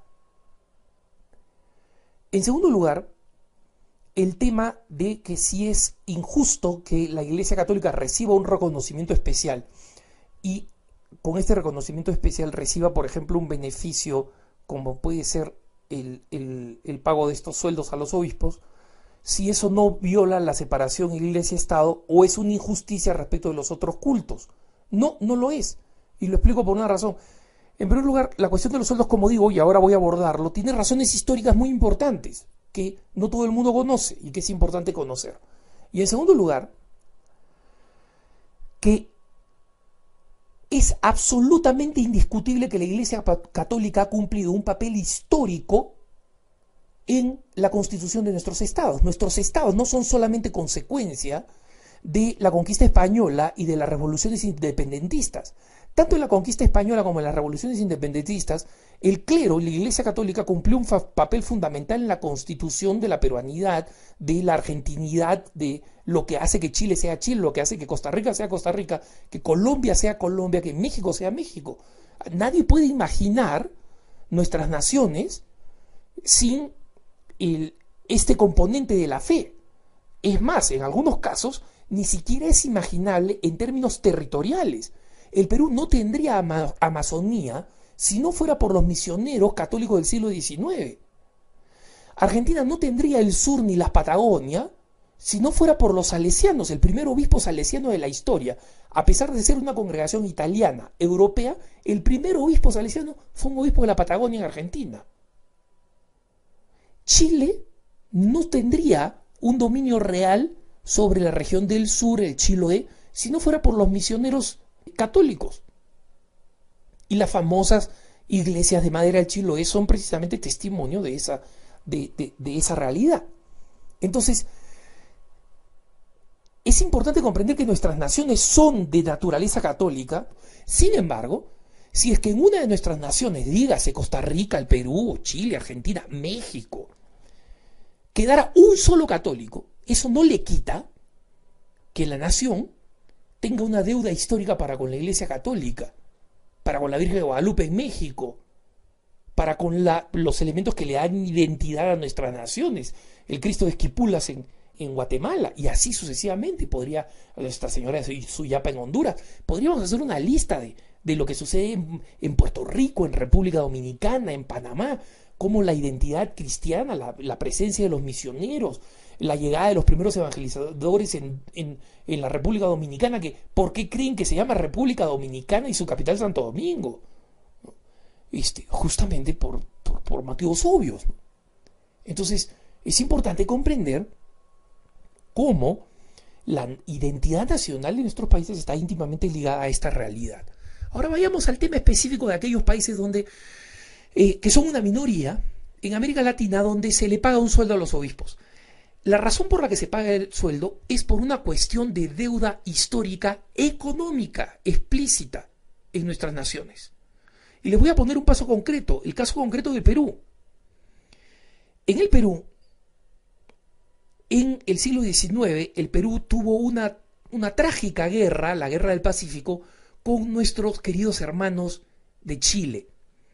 Una guerra que ya ha quedado en el pasado, en el olvido, una guerra que ha quedado totalmente sepultada, especialmente para nosotros los católicos, que sabemos que siempre hemos sido miembros de una sola iglesia y que los vínculos de hermandad, de fraternidad, de historia y de fe que nos unen a peruanos y chilenos es histórica. Y también con los hermanos de Bolivia, que vivieron también la tragedia de esta guerra del Pacífico y perdieron precisamente su acceso al mar, al Pacífico. Durante esa guerra, el Estado peruano confiscó los bienes de la iglesia para poder financiar los esfuerzos de la guerra. Paradoja de paradojas, una iglesia que predica la paz y la reconciliación termina con sus bienes confiscados para financiar una guerra que por lo demás el Perú pierde y que la deja en total estado de bancarrota, una bancarrota larguísima además. El Estado en consecuencia nunca tuvo dinero para repagar lo que le había confiscado a la iglesia, a pesar de que había dicho que lo iba a tomar, entre comillas, prestado. Una de las formas casi ridículas como el Estado decide compensar a la iglesia es pagarle a los obispos un sueldo equivalente al sueldo de un ministro de Estado. Con el paso del tiempo, los sueldos de los ministros de Estado se comienzan a actualizar a la inflación, a las necesidades modernas, etcétera, etcétera, mientras que los sueldos de los obispos se quedan muy, muy, muy atrás. Les pongo un caso. ¿Cuánto recibe un obispo peruano más o menos en promedio? En promedio unos 150 soles al mes. ¿Cuánto es 150 soles para nuestros hermanos que no están en el Perú? Son un poquito más de $50. Y de los obispos que yo conozco, sé que la gran mayoría ni siquiera se enteran cuando llega este dinero. Si el Estado lo está pagando o no lo está pagando. Porque ya lo tienen automáticamente redirigido a las necesidades de alguna caridad. Y les puedo asegurar que con $50 al mes, ahí no se juega la supervivencia o la muerte de una de las actividades caritativas de la iglesia. Hay algunas personas que sostienen que este sueldo no se debería pagar porque da mala impresión, porque promueve que a los críticos de la iglesia, que son ignorantes, digan, no ves, la iglesia está pagada por el Estado. A mí me parece que eso es una opinión totalmente respetable. Yo personalmente considero que sí deberían seguirlo pagando. Primero porque es una deuda histórica y si no se va a seguir manteniendo el precedente que el Estado cuando se le dé la gana le confisca los bienes a quien quiera. Es una cuestión de democracia. Es proteger que el Estado no confisque cuando crea que puede hacerlo, ¿no? En segundo lugar, me parece que es importante que quede graficado, aunque sea en estos salarios misérrimos, la deuda histórica que tiene el Estado para con la Iglesia Católica. Y en consecuencia, que quede claro, pues, que el Estado le adeuda a la Iglesia Católica. Sin embargo, como digo, esta es una cuestión en la que se puede discrepar. Hay personas que dicen, no, mejor que no reciban el salario. Yo opino que es mejor que sí lo sigan recibiendo y que el Estado tenga esta conciencia de deuda para con la Iglesia Católica, porque como digo, tiene además un origen de una deuda real. No estamos hablando acá de una deuda moral, cultural. No, acá estamos hablando de una deuda económica. Los bienes de la Iglesia Católica fueron confiscados. Y el Estado nunca va a poder repagar lo que esos bienes significaron y significarían hoy. Y estos sueldos misérrimos ni remotamente le hacen justicia a ese despojo, ¿no? Pero lo importante es comprender que en última instancia la separación Iglesia-Estado es lo más natural y lo que existe en la mayoría de nuestras naciones, incluso en Costa Rica, donde la religión oficial de la nación puede ser la Iglesia Católica, pero el Estado es absolutamente respetuoso de los otros cultos y por eso que hay otros cultos que prosperan. Y si son eficaces haciendo proselitismo, pues crecen. ¿Cómo puede haber gente que diga la Iglesia Católica está perdiendo terreno a las sectas? Y por otro lado que diga la Iglesia Católica abusa de su posición de ventaja como religión del Estado? Eso es falso, o lo uno o lo otro, ¿no? Pero los que quieren criticar a la Iglesia la van a criticar de cualquier manera y eso tenemos que acostumbrarnos. Y no tenemos que tener miedo porque forma parte habitual de nuestro ser católicos. Y la Iglesia va a seguir siendo criticada, insultada, agredida hasta la venida del reino. Los católicos tenemos que acostumbrarnos, tomárnoslo con calma y saber que eso siempre va a suceder. Y tenemos que saber dar cuentas de nuestra fe. De que la Iglesia venda su riqueza es un absurdo de personas que tienen un coeficiente intelectual muy bajo o que simplemente no piensan en cuáles serían las consecuencias de una cosa tan absurda. Pero vamos a los trajes del Papa. Resulta que el Papa recibe de regalos al día. Yo soy testigo de eso. Alguna vez me tocó a mí presentar un regalo a nombre de Perú al Papa, que era un retablo ayacuchano, una obra de arte popular muy fina que se le presentaba al Papa. Conmigo había una treintena de grupos étnicos o representantes de distintos países que le estaban llevando cosas muy hermosas. El Líbano le estaba llevando un trabajo artístico en finísimo cedro del Líbano. Algunos estaban llevando cosas de platería u orfebrería, y había quienes llevaban unas canastas enormes con quesos, jamones y panes de sus propias regiones que, siendo el mediodía, hasta a mí me daban hambre y me provocaban. La gran mayoría de estos regalos no terminan en manos del Papa. Muebles finos, por ejemplo, que mueblerías le regalan al Papa constantemente, terminan siendo enviados a los dicasterios, a las distintas oficinas vaticanas, para que las puedan amoblar. Y eso, como es un regalo, sale infinitamente más barato que el Vaticano gaste dinero comprando muebles. Cuando uno va a un dicasterio vaticano, por ejemplo, a una congregación importante, se da cuenta que entre una sala y otra existe un abismo en el tipo de muebles. Uno puede encontrar muebles tipo Luis XIV en una sala y en la siguiente encontrar muebles que estaban de moda en la década de los 60.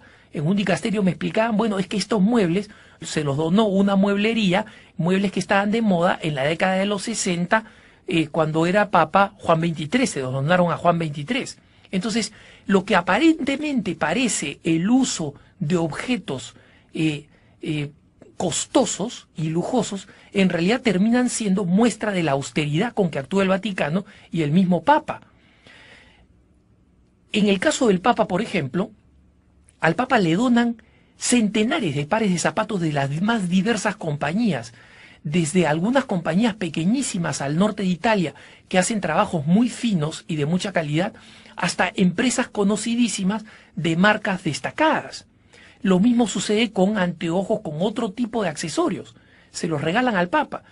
Y el Papa, justamente para ahorrarle dinero a la Santa Sede, en vez de salir a comprar zapatos o de salir a mandarse a hacer zapatos, prueba de entre los zapatos qué zapatos le quedan y los comienza a utilizar, especialmente este pontífice. Y cuando se habla de por qué se utilizó porcelana fina cuando el Papa viajó al Brasil, o sábanas francesas, que no sé dónde salió eso. Y yo he estado en el Brasil, estuve cubriendo la visita del Papa, vi toda la información que había al respecto y no recuerdo ninguna mención a ninguna de estas cosas. Pero incluso así hubiera sido, no me sorprende. Si nosotros, cada uno de nosotros, cuando viene un visitante, tratamos de ofrecer lo mejor que tenemos, sacamos la vajilla de diario de la mesa y ponemos la vajilla de situaciones especiales, ¿cómo no vamos a esperar que los distintos países que reciban al Papa, por un gesto de caridad y de acogida y de benevolencia, que es el Banco del Vaticano? No el famoso Banco Ambrosiano, que fue un escándalo de malos manejos hechos por un banco que no era católico, pero donde el Vaticano había invertido recursos y que al reventar este banco le salpicó al Vaticano hace 25 años. Miren, hermanos, el Instituto Leo Pérez Religioso ha estado en quiebra toda su vida. Es decir, no el banco, pero el Vaticano en general. Es decir, ha estado en rojo todo el tiempo. ¿Por qué? Porque el Vaticano tiene una cantidad, a diferencia de otros países, tiene una cantidad de intervenciones caritativas de emergencia que no puede pronosticar. Si en un año hay 30 desastres, es política del Vaticano ser la primera organización en el mundo que colabore con un desastre. Y existe una oficina en la Santa Sede, en Secretaría de Estado, que está despierta que tiene personal 24 horas al día, 7 días en la semana, para estar observando si se produce alguna emergencia a nivel internacional, para inmediatamente anticipar la ayuda de la Santa Sede. Y en consecuencia, es importantísimo comprender que, a diferencia de las grandes naciones que tienen enormes presupuestos y tienen presupuestos para ayuda internacional, la Santa Sede no la puede pronosticar.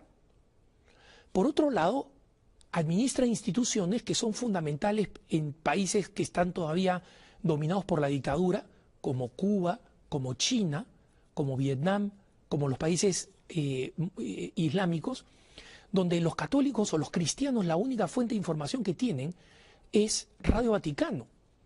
Y Radio Vaticano es este recurso extraordinario que cuesta muchísimo dinero por el sistema de onda corta, por lo caro del sistema. Y lo mismo que el Observatorio Romano. Los dos son importantes medios de comunicación que no tienen publicidad, que no tienen ningún tipo de ingreso, son solamente salidas. ¿Y dónde están los famosos tesoros del Vaticano? Los famosos tesoros del Vaticano de los que tanto hablan. La gente cree que está en alguna bóveda escondida, ¿no? Como Alibaba y los 40 ladrones, donde el Papa dice alguna frase y se abre la bóveda y entra y como Rico MacPato se pone a navegar ahí en sus doblones de oro. No es así. Los famosos tesoros del Vaticano están en el 90% a vista del público. Están en las basílicas, están en la Basílica de San Pedro, en las obras de arte, están en los museos vaticanos y están al alcance del público. ¿Hasta qué punto? Que primero, el Museo Vaticano es uno de los que cobra las tasas de ingresos más bajas de Europa y para los que no pueden pagar nada, está abierto gratis los jueves. Entonces, salvo en un periodo de tiempo de los 90, cuando el crecimiento económico general generó un superávit que se hizo notar en la Iglesia, en ese periodo, bajo Juan Pablo II, hubo unos cuantos años en los que la Santa Sede apareció en azul o en negro, como dicen en italiano, ¿no? Es decir, que apareció no en rojo, no en déficit, pero el resto del tiempo está en déficit. Entonces, no hay ningún escándalo ahí en el tema. Y concretamente en el caso reciente de que las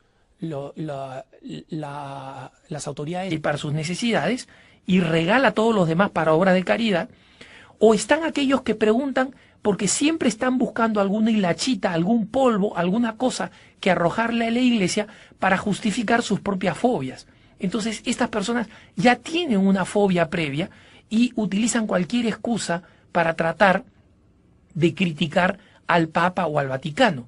En esos casos, ahí no hay nada que hacer, los católicos no tenemos ningún tiempo que perder, basta que decirle a las personas, mira, si eso te sirve como justificación para odiar a la Iglesia o para despreciarla, eso cae en tu conciencia. Total, en algún momento a ti te van a preguntar si amaste a la Iglesia y en ese momento que te pregunten si amaste a la Iglesia, ya será cuestión tuya responder, no la amé porque no me gustaban los zapatos que usaba el Papa. A ver si eso te servirá en el día del juicio como justificación. El Vaticano vive un momento tenso, sobre todo tras la divulgación en la prensa italiana de cartas confidenciales que destapan luchas de poder y de un documento sobre un supuesto complot para matar al Papa. Y en Italia, la publicación de cartas confidenciales del Papa Benedicto XVI han generado una gran polémica. No, se trata de la filtración más grande de documentos de la historia reciente del Vaticano. Tras su detención fue interrogado por el promotor de justicia del Vaticano. Las autoridades de la Santa Sede abrieron una investigación tras comprobarse la filtración de centenares de cartas y documentos reservados al Papa Benedicto XVI sobre temas candentes internos. La publicación esta semana del libro Su Santidad, las cartas secretas de Benedicto XVI, generó desconcierto y molestia en la Santa Sede. En él se revelan temas delicados.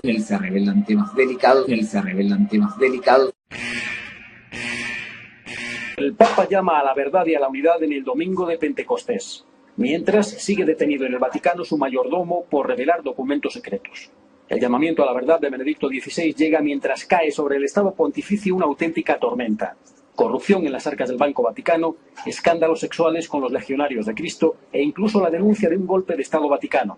Estarían implicados varios cardenales y arzobispos. En uno de los documentos se habla del eventual asesinato de Benedicto XVI.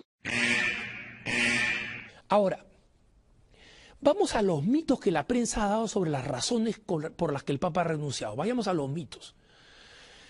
El primer mito es el que el Papa no ha podido manejar la quiebra económica del Vaticano. Miren, vamos a aclarar primero la paja del contenido. La vez pasada veía un programa en una estación venezolana, una estación gobiernista, donde un muchachito que le ha dedicado más preocupación a su pelito que a sus argumentos, decía: el Papa ha renunciado porque sabe que se viene el escándalo del Banco Ambrosiano. El Banco Ambrosiano desapareció hace 20 años, no existe. En segundo lugar, este escándalo es culpa de que el banco está mal administrado, y hay que decir que justo después del Papa de la renuncia, el Vaticano cambió de presidente del Instituto de las Obras Religiosas, el IOR. No pongan lo mejor que tienen para recibir al Papa. No es que el Papa lo pide. A mí me consta cómo se preparan las visitas pontificias.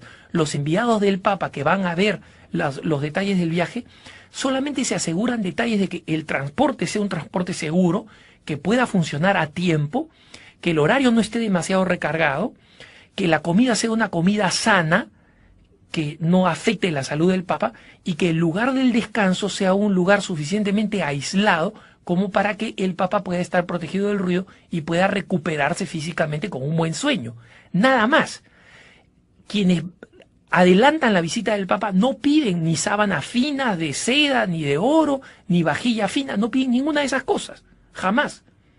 Y el Papa, de todos los regalos que recibe, o los reparte para otros dicasterios de la Santa Sede si es que sirven para ahorrar dinero y para tratar de amoblar los dicasterios, o los utiliza para obras de caridad que muchas veces ni siquiera se mencionan.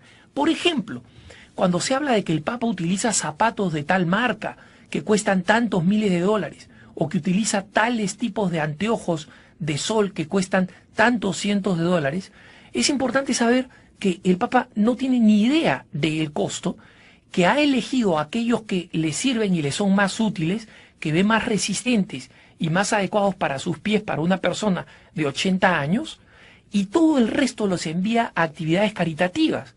Nadie sabe, por ejemplo, que hace unos días un albergue para personas sin hogar en Minneapolis, en St. Paul, en Estados Unidos, una organización llamada Sharing and Caring Hands, o sea, manos que se preocupan y comparten, recibió un paquete enorme proveniente de Roma, lleno de docenas de pares de zapatos italianos muy finos, enviados por el mismo Papa Benedicto XVI. Estos zapatos no se vendieron por el precio caro que tienen en el mercado. Se vendieron todavía más caro porque muchas personas quisieron comprarlas porque era un recuerdo del Papa Benedicto XVI. Y eso que el Papa ni siquiera los había usado, simplemente los había recibido como regalo. Entonces, el Papa actúa de esta manera completamente desprendida. El Papa no recibe revistas de la última moda y dice: ah, mira, estos son los zapatos caros y los zapatos que están de moda. Estos son los zapatos que está utilizando Tom Cruise, los voy a utilizar yo también. Por favor, el Papa no piensa así. El Papa no ve esas revistas frívolas, mucho menos este Papa o el Papa anterior, o Pablo VI, Juan XXIII, humildísimo. Ninguno de los papas recientes o incluso del siglo pasado se debe haber preocupado por las cosas de moda, para nada, no estaban dentro de su psicología. Basta ver la historia de austeridad que tiene este Papa, cómo comía los menúes más baratos en los restaurantes que estaban a los pies de su pequeñísimo departamento, ahí frente a las puertas de Santa Ana, para saber que este Papa jamás pide ni goza con artículos de lujo, ¿no? Entonces, quien hace preguntas sobre los artículos de lujo del Papa, las hace por dos razones.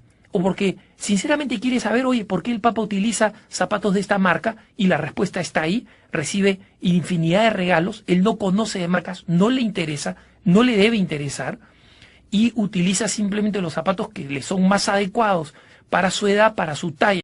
Anne raised a point regarding the billions that are poured into Africa. I respect your faith, I respect the message you give, but why, to pass that message on, do you need the finery that you wear? Do you need the palace of the Vatican? Okay. Point made. I think we're going to go here. Archbishop, of which current Roman Catholic policy are you most ashamed?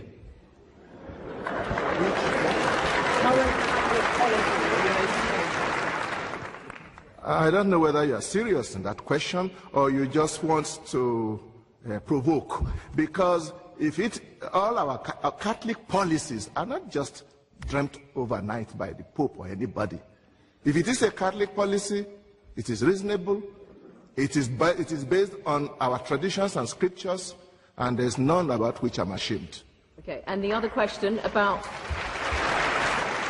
And I don't know what billions of that he says the Vatican has. The billions of this world, I think, are not in the Vatican. We know where they are, and they are not coming to Africa. On the contrary, Africa has been sucked dry by those people, those multinationals. They are the ones who should be bringing our money back to us. I think we are targeting the wrong place. I come from Africa, and the funds that come from church agencies for us are very important.